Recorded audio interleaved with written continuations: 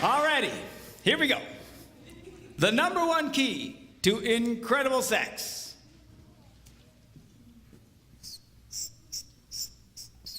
Exclusivity. I can't spell. Exclusivity. When one man focuses just on one woman. Looking at the Song of Solomon. Now she writes and says, I belong to my lover, and his desire is for me. Something incredible happens when a man focuses on just one woman. Now, this is radical what I'm telling you, because our culture today says the key to great sex is lust. The more you fantasize, the more you check out the hot babes, the more you're looking at pornography on the internet and check, oh, the better your sex life will be. But they are lying to you. Our culture has completely lost its mind in this area. And all the experts talk about, yes, the key to incredible sex is to fantasize and to masturbate. And who is this woman? I can't imagine her having sex. It's just like,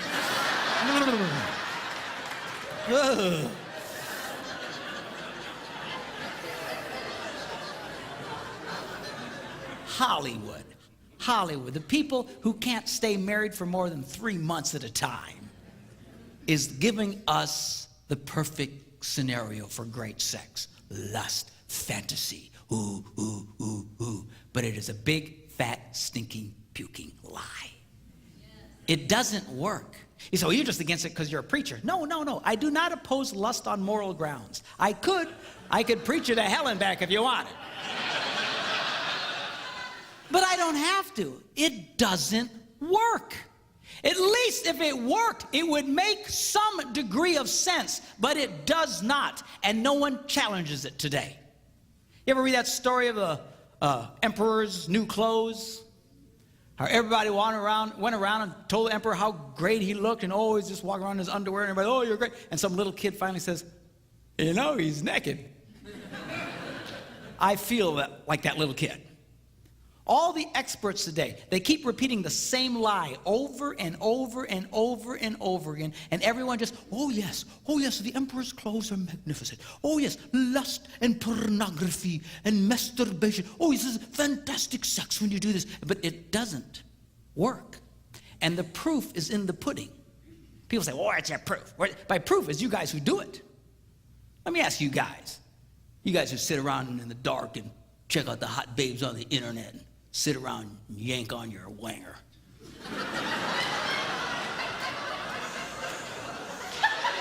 Come on, you wanger yankers, you know who I'm talking to. Let me ask you a question. How's that working for you? Huh? You got great sex? You know you don't.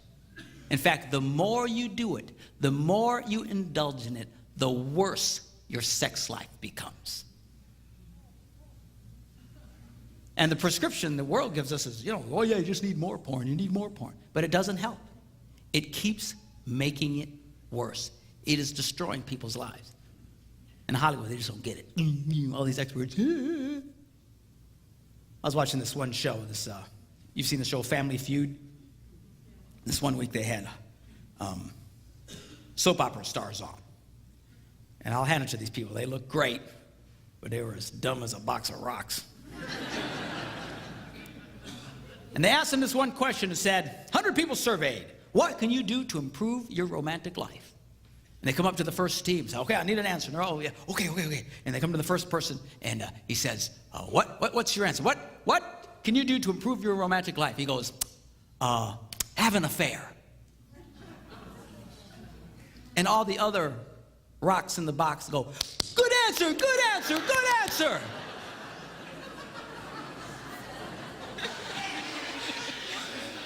Have an affair.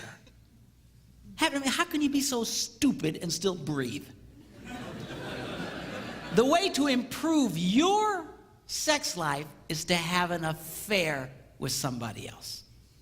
But that's the culture they live in. The more lust, the more naughty, somehow it improves. It does not improve, it destroys. I know psychiatrists and psychologists who have prescribed to couples in an effort to improve their relationship have an affair. So ignorant are they that the emperor is walking around naked.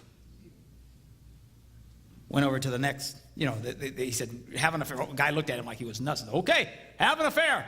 Ah. Went to the next rock. What can you do to improve your romantic life? View pornography together. Good answer, good answer, good answer. View porno. Ah. Every answer they came up with was lust-based. 3 strikes. They couldn't get it. Went over to the other box of rocks. Same thing. I'd never seen it before. Neither side could get one answer. Because when they got done, he said, well, let's take a look. And it was like, spend time with each other, have a romantic dinner, take a long walk, bring her flowers, stuff that any moron knows.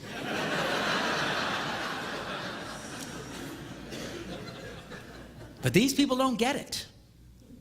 They don't get it. Oh, yeah, that's great. Look, the world's answer to great sex, their formula is number 1, fantasize. Oh, yeah, that's a good idea. Ignore the real woman in your life and focus on one who would never give you the time of day. Oh, yeah, let's do that. Let's pretend. Let's live in a fantasy world. We are trading in real women for fantasies. How can we be so stupid? And this is becoming a real problem. And you know who's beginning to notice it? A lot of people way off on the liberal left are starting to notice it. They're starting to write about it. They're starting to realize there is a problem. Men are becoming more and more diminished sexually and are becoming unable to perform because they have so overstimulated themselves with pornography. It is destroying them. I've met women who've told me that their husbands prefer pornography and masturbation to actually making love to them. I had a woman in my office, and she's a 20-something-year-old, good-looking woman, like Hoochie Mama, okay? So, well, I didn't think pastors notice that sort of thing. Hey, I may be sanctified, but I'm not petrified. All right.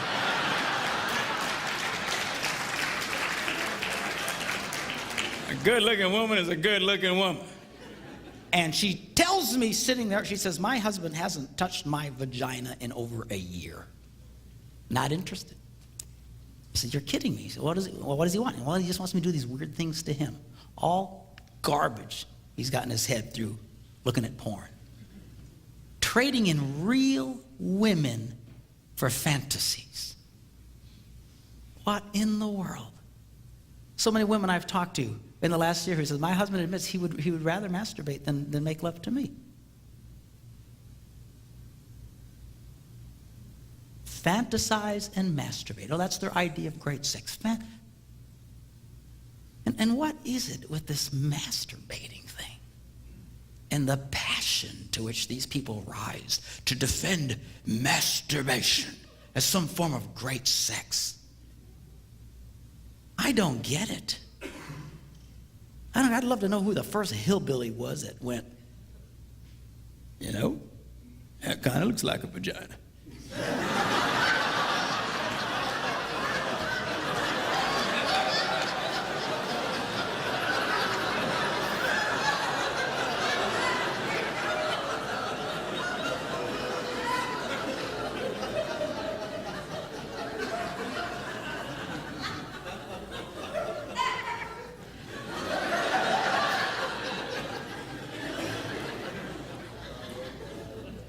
And this is starting to destroy a lot of men's sex lives. Do not fool yourselves. There is no way in the world you can keep doing that over and over and over again and not retrain your body. Everybody knows this. When it comes to anything physical, athletes know this. They train. They do the same repetitive action over and over again in order to train their bodies so their bodies will respond in a certain way. Athletes do this. Whether it's tennis or football or whatever, they train over and over again so that without thinking about it, their body reacts in a certain way. The military knows that you train young men to react in a certain way. They do the same drills over and over and over and over again. Why? Because you train your body so that without thinking, you act in a certain way. How in the name of God, our culture is teaching our young people from the age of 13 to start masturbating 2, 3, 5, some of them 7 times a day, thinking that it will not retrain them. The truth of the matter is there are a lot of men today who are no longer able to function with a woman. And I hear this all the time in these seminars. Guys who come to me, women who come to me, who tell me their husbands cannot perform. There are a lot of men today who cannot perform with a woman. I had a guy call our office. He says, man, I can have sex with my wife for hours. Nothing ever happens. Incapable of achieving an orgasm. But he can do it by himself. Oh, that's great. Oh, that's wonderful. Yeah, let's get all our kids doing that. Let's get them doing that. He went to the doctor to find out what was wrong with him, and he was diagnosed. This is not a joke, seriously. TMS, the doctor said you have TMS. It's called traumatic masturbatory syndrome. He's actually reconditioned his penis to a certain type of stimulation. It won't respond to a real woman. What are we thinking?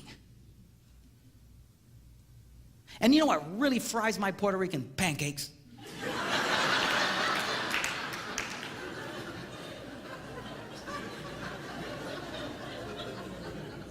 Is when they say, well, this is how you can achieve orgasm. You masturbate until you achieve orgasm. And they tie the words masturbation and orgasm together. They are crazy. You cannot achieve an orgasm through masturbation. You can ejaculate, you can have something physically happen to you, but it is not an orgasm. An orgasm is when you're making love to a woman and you reach your peak and endorphins are released into your bloodstream and every cell in your body stands up and grabs the hand of the cell next to it and goes, hallelujah!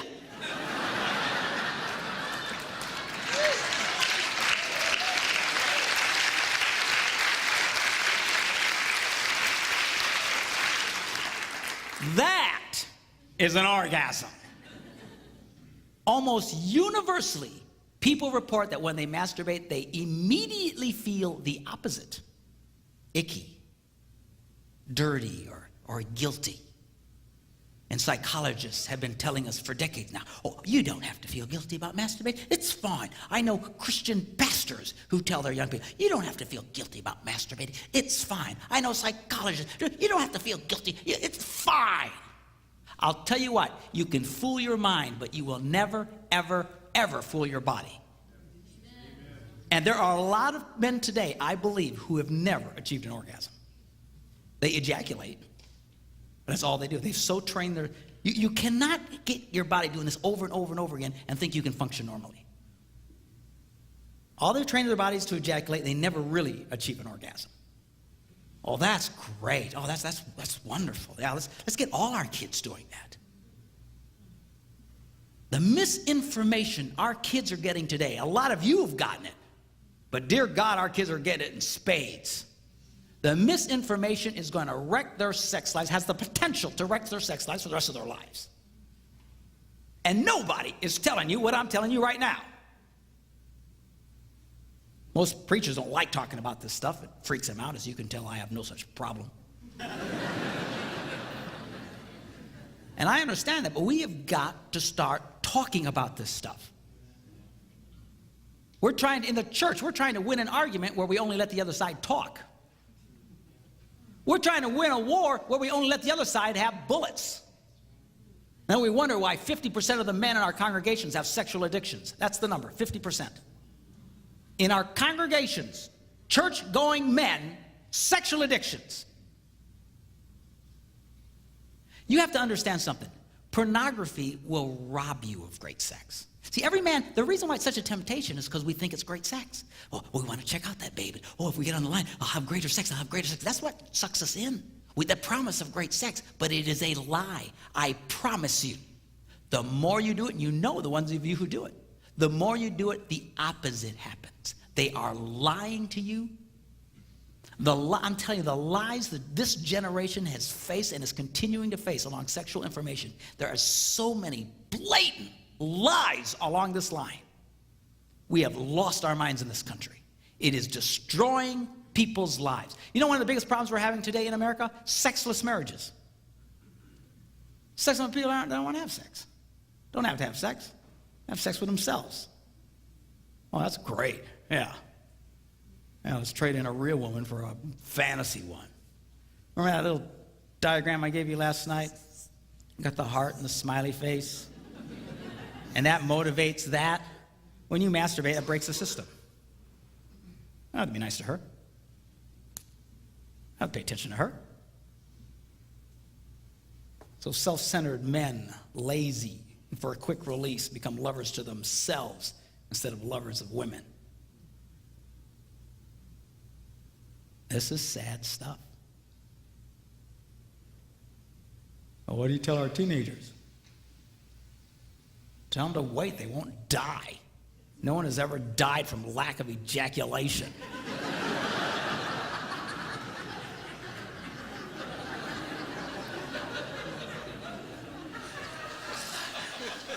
And there's a lot of misinformation about that. People talk about this condition called blue ball. And not to try to gross you out, but that's, well, I have women. Well, what about my son? Won't they get blue ball if they don't mess? No, they won't. That is one of the biggest urban myths that there are. It's the most ridiculous bunch of nonsense. There is a condition like that, but it has nothing to do with ejaculation. Nothing. It has to do with being overstimulated for a long period of time. And the answer is just quit being so stimulated and go back to normal. It is not a chronic condition. You're going to walk around tortured for the rest of your life if you don't masturbate. There's never been a morgue anywhere in the world where on the toad said, cause of death, failure to ejaculate.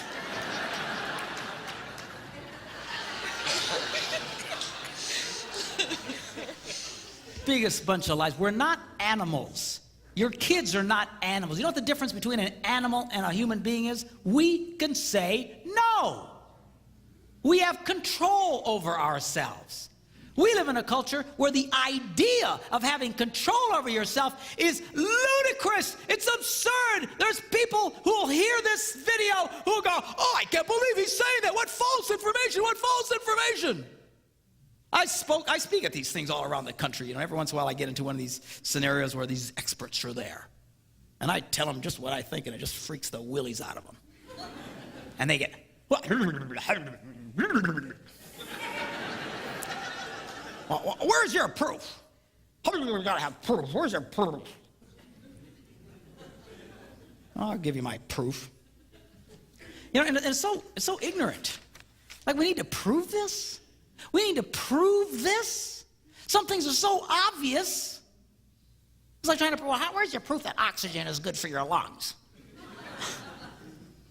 So I attempt to prove it to them. Let's start with our scientific explanation, shall we?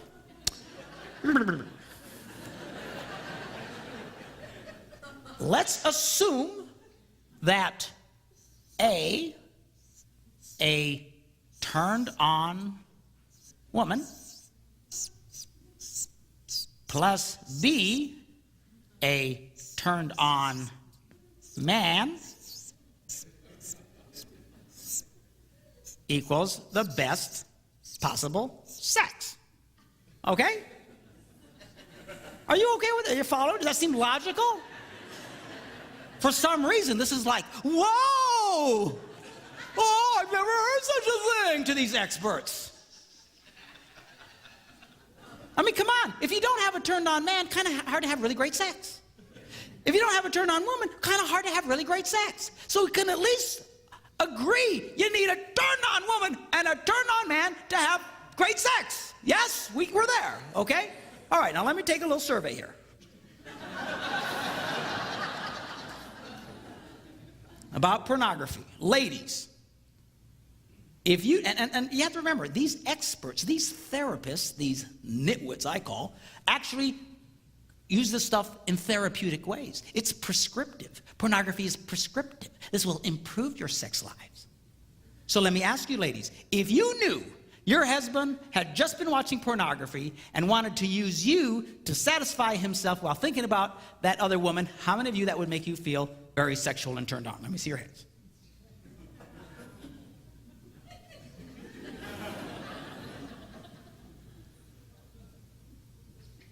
Okay.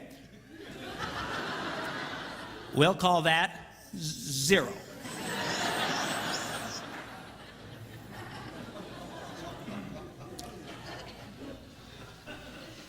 I presented this to some people. Say, "Well, you can't do that. You're not going to ask women if they're turned on. They'll never raise their hand. That will never work. This is improper." Okay. Let me change the question. If you knew your husband only thought about you and treated you like the only woman in the world without thinking about any other women, how many that would make you feel sexual or turned on? Let me see your hand. Oh, so women will raise their hands.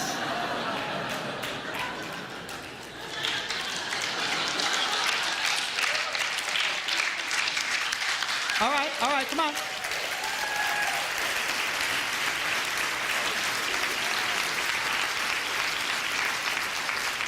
All right, let's see your hands again. I got to get a count.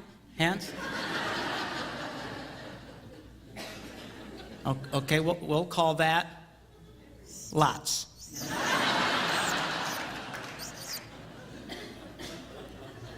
Now, for our formula, for these experts who need... All right, I have checked with some of the greatest mathematical minds in the country, some graduates of MIT, and have determined, after repeated and at length discussions, that lots is greater than 0.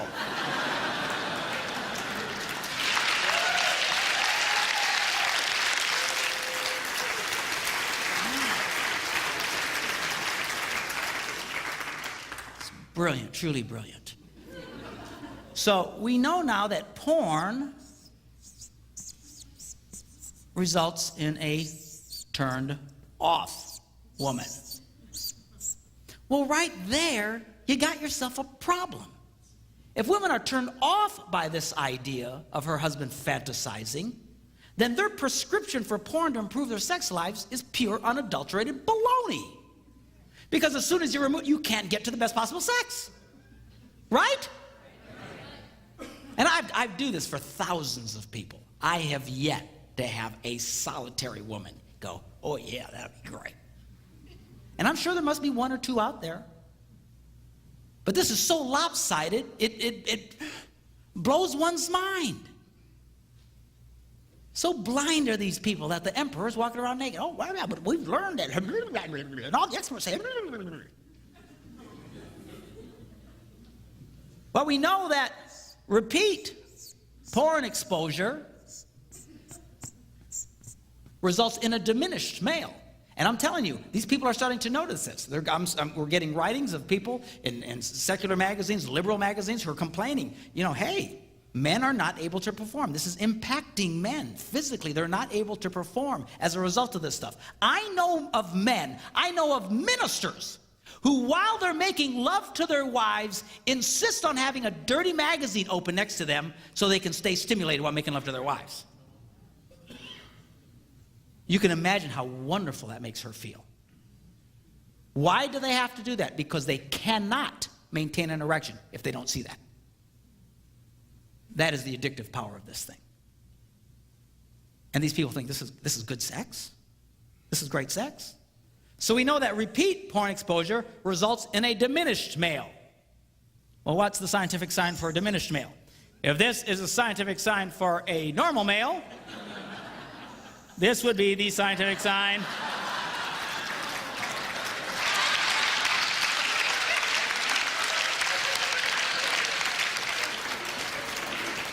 for a diminished male. All right, you're all tracking with me here? All right, so this finally leads us to our scientific formula for the best possible sex. If A, a turned-on woman, plus B, a turned-on man, equals the best possible sex, and we know that porn results in a unturned-on woman, with repeated porn exposure resulting in a diminished man, then A plus B minus porn logically results in the best possible sex.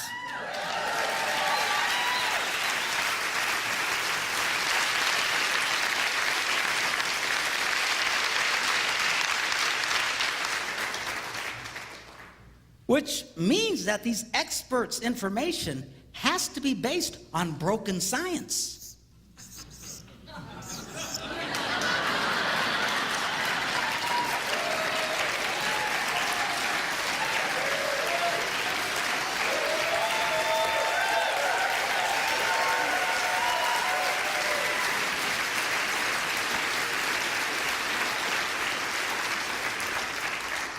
You can imagine these people get really mad at me.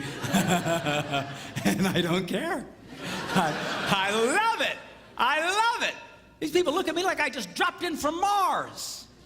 This one lady who writes for, a bunch of major women magazines in the country and Newsweek magazine and stuff like that was interviewing me. And she says, well, I've never heard of such a thing.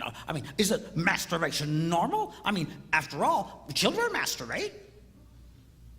So what? Children don't masturbate. She says, well, they touch themselves. So, well, I touch myself.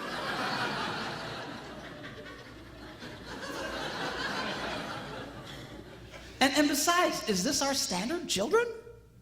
I said, my grandkids will eat their own poop if I let them.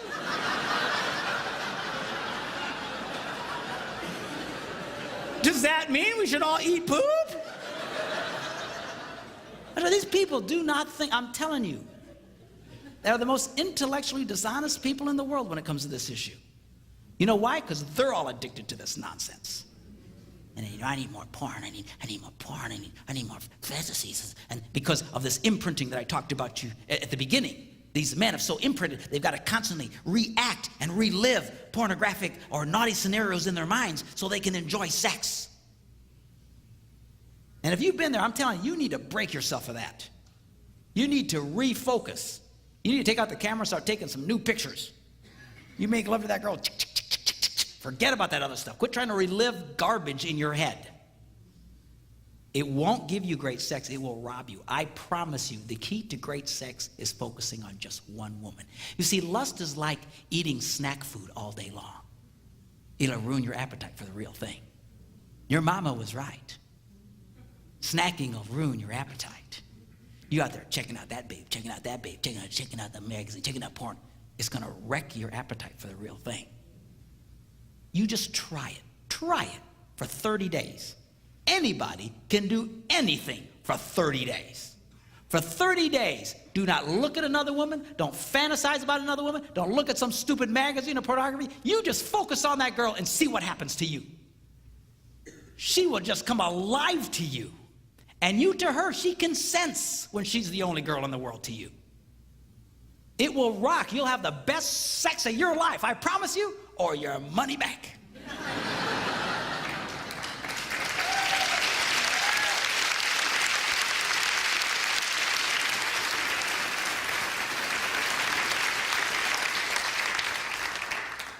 Let's get this right.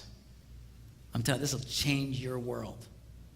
It'll change your world. We've got to start giving good information. Your kids need to hear about this. They've been lied. When I do this for teenagers and for like young adults or college kids, they sit there stunned. You know what they say to me afterwards? How come no one ever told us this? Because all they've heard is the other nonsense. You mean I can never touch it? I didn't say you couldn't touch it. I got no problem with couples touching each other. And people say, what if we're gone for long periods of time? Okay, fine. That's not what I'm talking about. I'm talking about you living in a house with a real woman and you ignore that woman and make love to yourself. This is insane. It is not great sex. It is terrible sex. These guys out there talking like they act like they really know great sex. Ha ha ha. Bunch of nitwits. They're number one, fantasize, masturbate, and then the number three, they coup d'etat. Wear a condom. Wear a condom. That's our secular world's idea of great sex. Man, to me, wearing a condom is like trying to eat an ice cream cone with a sock on your tongue.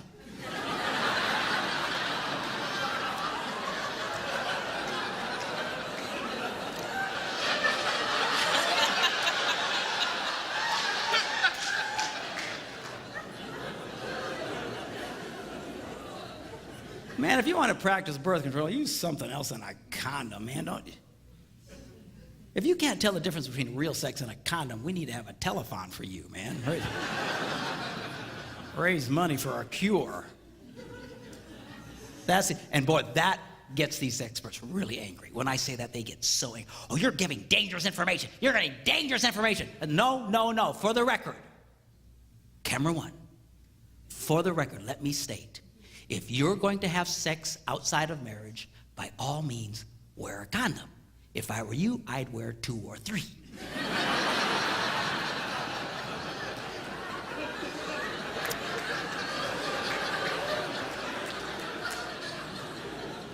Kind of like double bagging at the grocery store.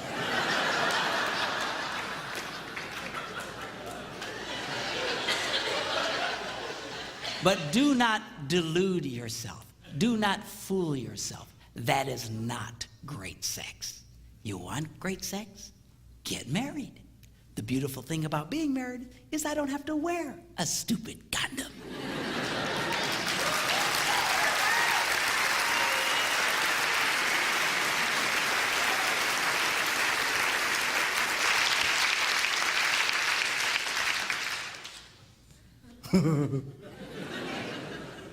I know I'm freaking some of you out, but I don't care. I'm on a mission, man. Let's get this stuff right. Let's get this stuff right, man. God knew what he was talking about when he talked about one man focusing on just one woman. That is great sex. That is incredible sex. That'll blow your mind, knock your socks off sex.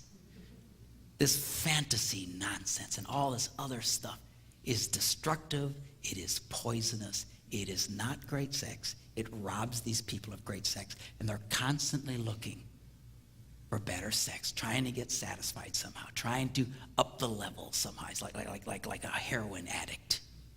It doesn't work. It just doesn't work. And if there's any group in the world who should have this together, it ought to be Christian people, in my opinion. Christians ought to be known for great sex. We should. People ought to be saying, man, stupid Christians, I hate them. Yeah, a bunch of self-righteous hypocrites, yeah. Here they got great sex lives out.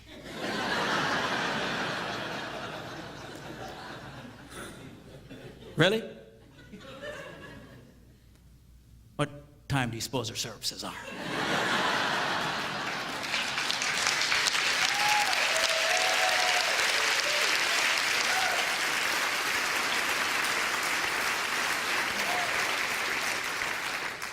And we need to get this right. I know it's hard. This whole sexual thing can be a real struggle between men and women, that perfect standoff that we talked about. But don't neglect this area. Pay attention to this area. The church is getting sucked in just like the rest of the world, and it's sad. Christian Partnership Marriage Magazine, whatever it's called, did a survey a year or two ago. They asked this question: how many times did you make love in the last week? You know what the number one answer was among people of faith? 0. 0. And we wonder why we're having the problems that we're having. You know, men struggle with sexual temptation like you have no idea. And men cry out, God, what's your answer for my sex drive? What's your answer for... You know what God's answer for your sex drive is? Have sex. I like this answer.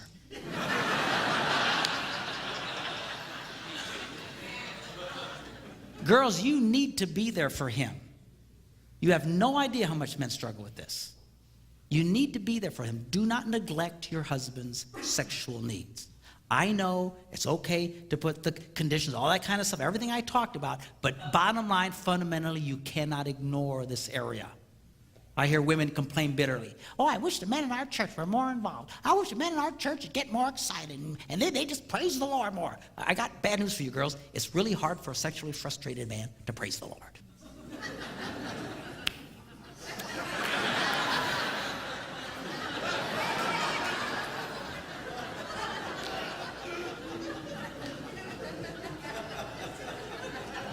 You want your husband praising the Lord tomorrow morning? You put a smile on that boy's face tonight.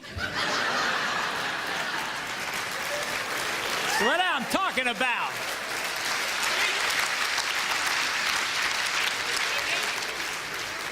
He'll walk into this place going, hallelujah, somebody sing a song, let's get going. Ha ha, bingo! All right, y'all still love me?